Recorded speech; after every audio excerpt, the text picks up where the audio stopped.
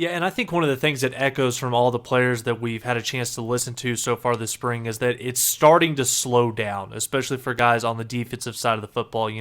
We heard it time and time again last year that learning this system, learning the complex schemes of a Brent Venables coach defense, for these guys, it was like drinking from a fire hose. It was so much new information.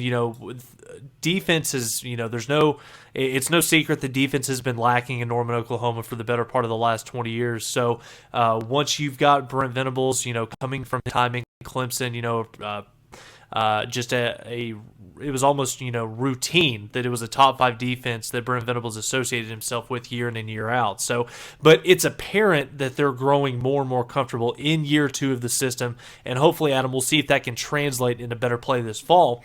And kind of sticking, on the defensive side of the football, it was great seeing Gentry Williams back out on the practice field. Now, obviously, they're still kind of trying to ease him back into this thing a little bit slowly, but just, the overall athleticism and physicality of these defensive guys, both returning upperclassmen, but also, some of the newcomers from the 2023 class, also some of the guys that are going into their second year wearing an Oklahoma uniform. These guys just look night and day different compared to a year ago. And I think that probably the biggest position group that I'm, very, very excited about, the direction that we're going, Stutzman and Kanik. It's kind of I kind of feel like that's those two guys are leading the charge. We kind of feel like that's going to be the two-headed monster at the linebacker position for OU when this thing kicks off. But the quality depth behind them starting to take shape with Kobe McKenzie starting to come onto the scene. Kip Lewis is starting to make an impact. And then you've also got a guy in Phil Picciotti that coaches are starting to rave about as well. They think that he has an opportunity. I'm not sure if he'll have an opportunity maybe to take, a starting position anytime soon this year when you've got some veterans ahead of him.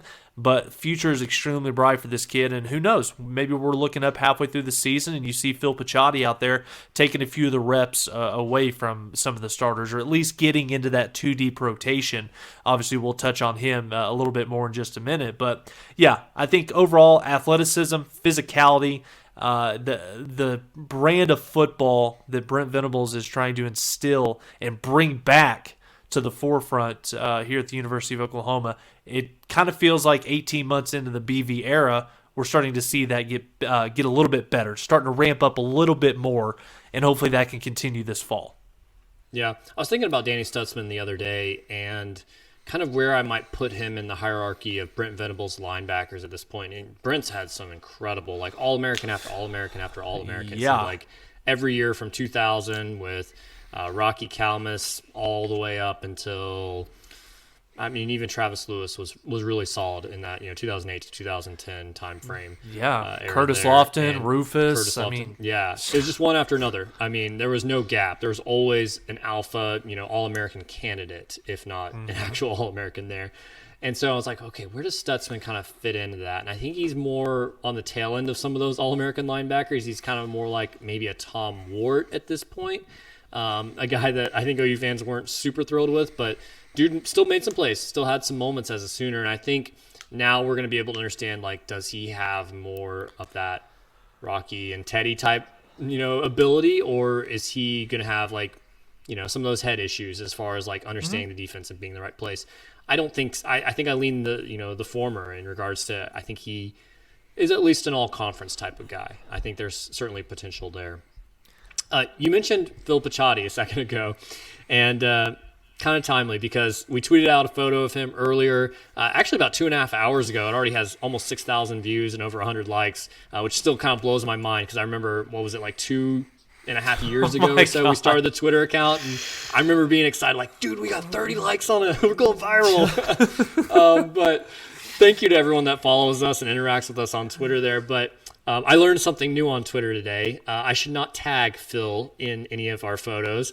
I did that because he follows us. I don't know if he listens to the pod, but apologies if he does, because everyone who responded to that tweet where I asked, hey, which freshman has the best chance to play, Phil got tagged in the reply. So I'm sure he's enjoying watching some of those replies and fans being foolish, I think, in some things that they say. But we got a lot of really good responses, a lot of PJ Adebawore, a lot of Peyton Bowen as far as names that people think might be able to start as a true freshman.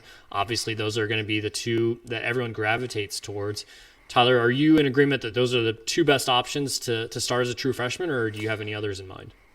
I've got a sleeper pick in mind, but yeah, I definitely think starting out here, I think that, Peyton Bowen and PJ Adebawore, just because basically the two positions that they play have kind of been, I don't want to say a weak link, but that's definitely been two of the position groups on this football team that's kind of been lacking for the better part of the last 5 to 10 years here at Oklahoma. So I think that when you look at the current makeup of this roster and you see the guys that are at the positions currently ahead of Peyton Bowen and PJ, Reggie Grimes, Ethan Downs, R. Mason Thompson a little bit, guys that we can give R. Mason Thompson a little bit of a pass. Obviously, he was a true freshman a year ago and made some nice plays and did extremely well when his number was called. But when you've got a guy in PJ Adebawore, 5-star, consensus top 10 player in the country coming in, who's got all the hype, he's got the skill set, he's got all the physical tools. If he can figure out a way to figure things out mentally, I think that there's a very strong case. Maybe not right out of the gate, you're going to see PJ starting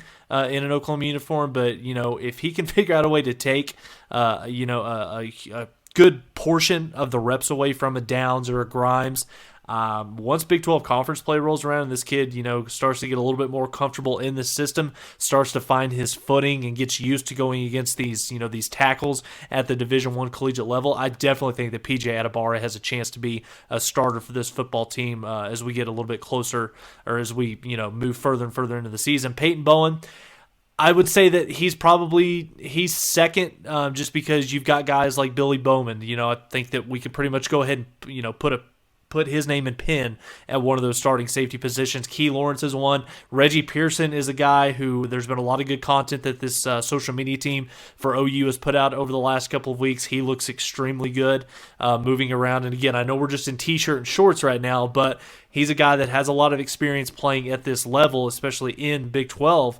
play. So I definitely think that Reggie Pearson could be one. But my sleeper pick, Adam, throwing this back over to you, I'm going back over to the wide receiver position.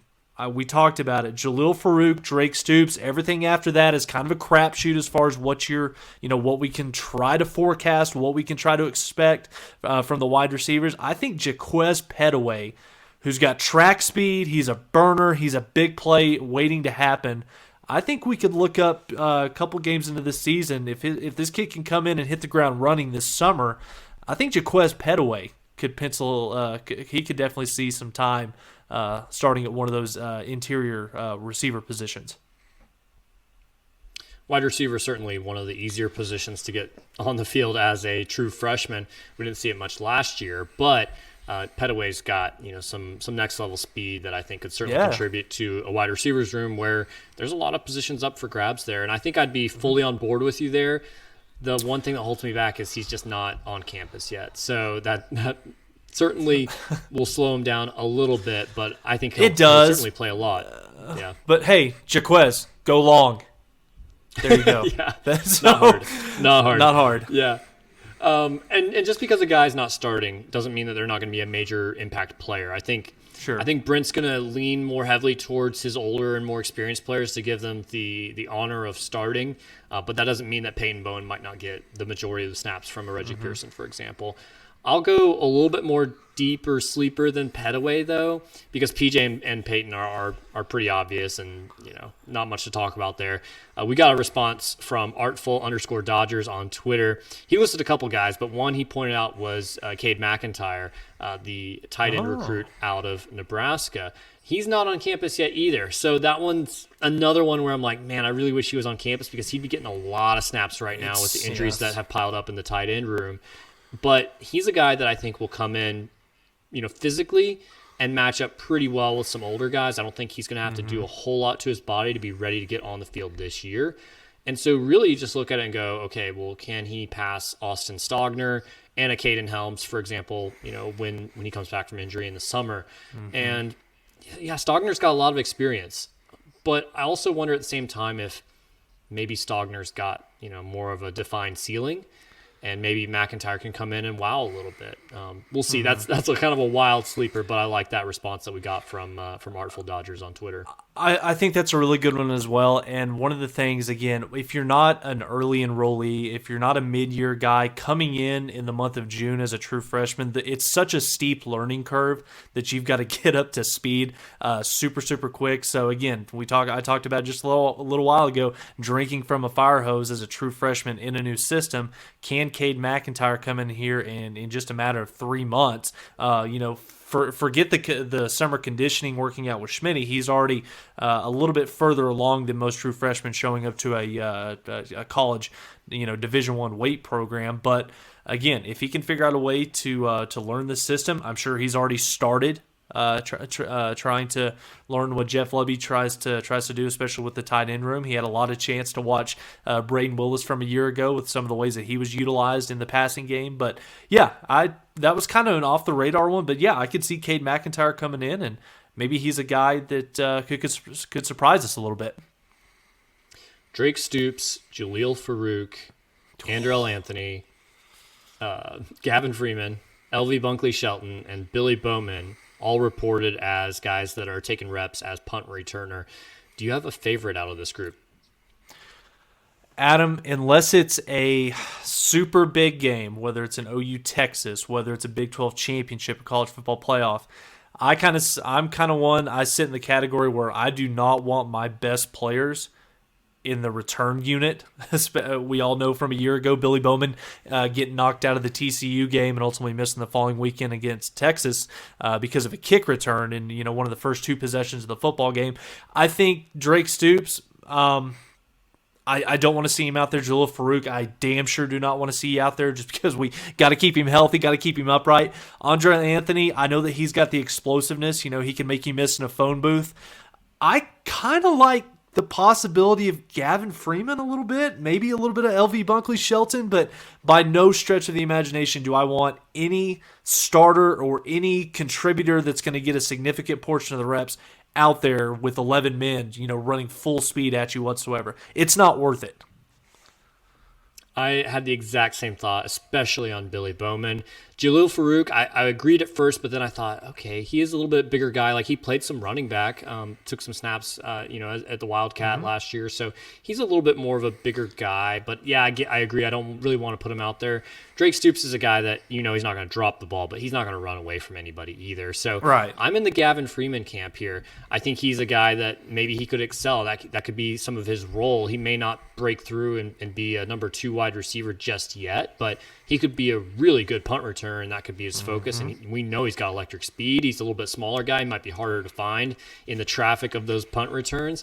But also, to play a little bit of devil's advocate here, I guess, think through the past years of OU football and all the great punt returners. Antonio Perkins, a starter on defense, a key piece. Jalen Saunders, your best wide receiver. CeeDee Lamb, your best wide receiver. Sterling Shepard, your best wide receiver. Ryan D.D. Westbrook, Broyles, your best wide receiver. Ryan Broyles, Marvin Mims, these are all your best top receivers. And the reason we think back about those punt returners is I think pretty much all of them returned a punt for a touchdown. So it's like risk versus reward, but I see it both ways. The options that we have right now.